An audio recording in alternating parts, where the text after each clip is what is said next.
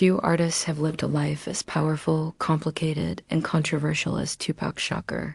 Born into revolution, raised in struggle, crowned a rap king, and taken from us at just 25 years old, this is the story of Tupac Amaru Shakur.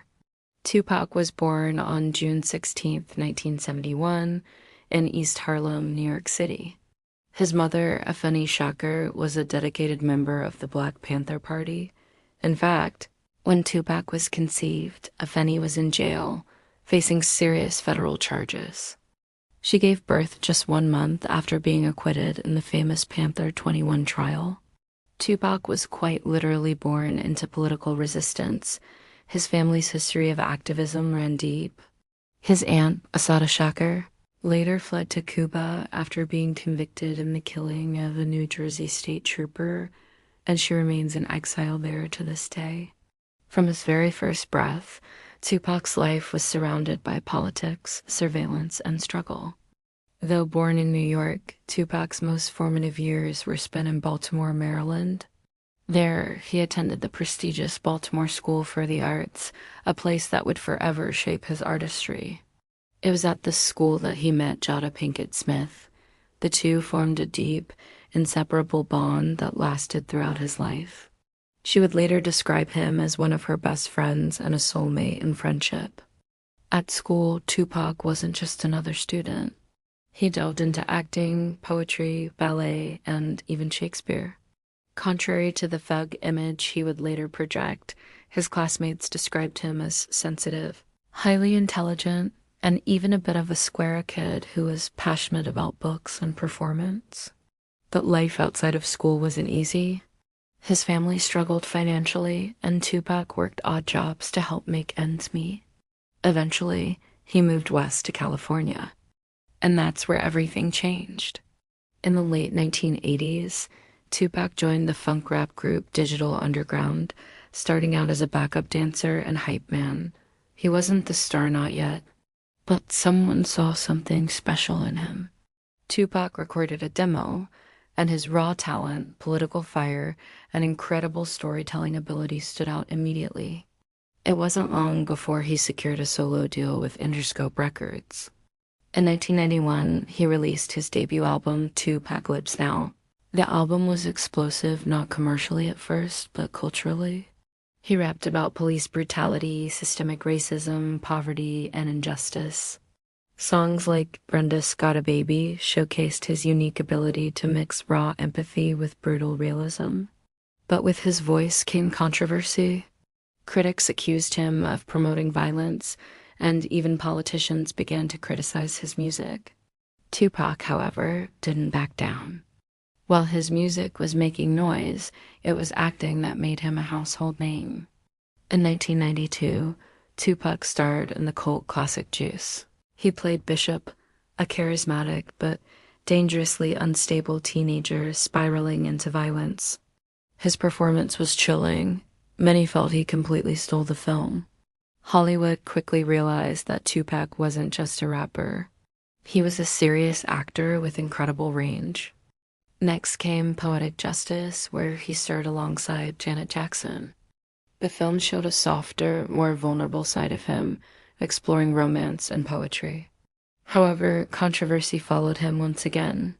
Reports claimed that Janet requested Tupac take an HIV test before they filmed their intimate scenes. Tupac reportedly felt insulted by the request, but he complied. His career was rising at an incredible speed. In 1994, Tupac starred in Above the Rim, further cementing his status in both music and film.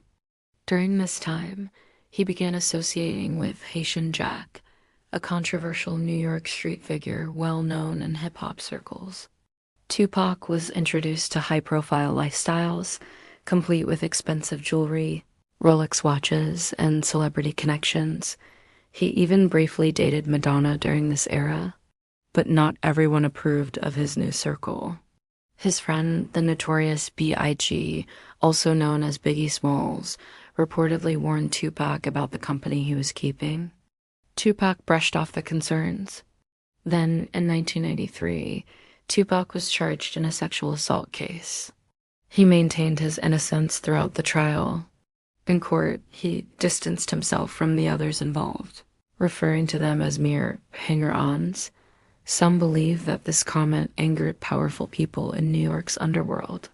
He was ultimately convicted of first-degree sexual abuse and sentenced to prison in 1995. While incarcerated at Clinton Correctional Facility, Tupac claimed he heard Biggie's song "Who Shot Ya?"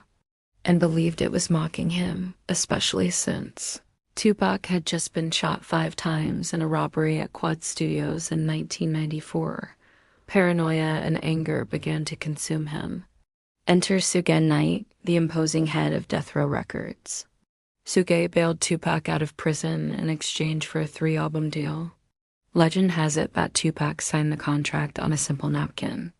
Once free, Tupac released *Me Against the World*, which was recorded before he went to prison, and later the iconic double album *All Eyes on Me*, produced largely by Dr. Dre. He was unstoppable, but he was also at war.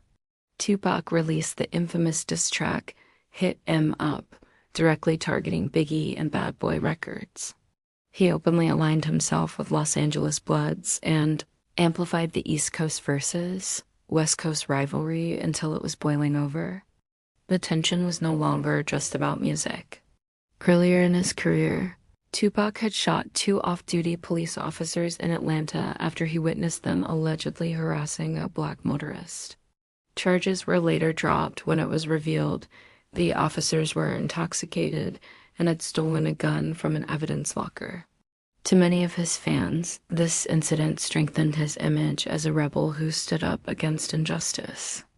On the night of September 7th, 1996, Tupac attended a Mike Tyson fight in Las Vegas. After the fight, casino security footage captured Tupac assaulting Orlando Anderson, a member of the Southside Compton Crips, just hours later.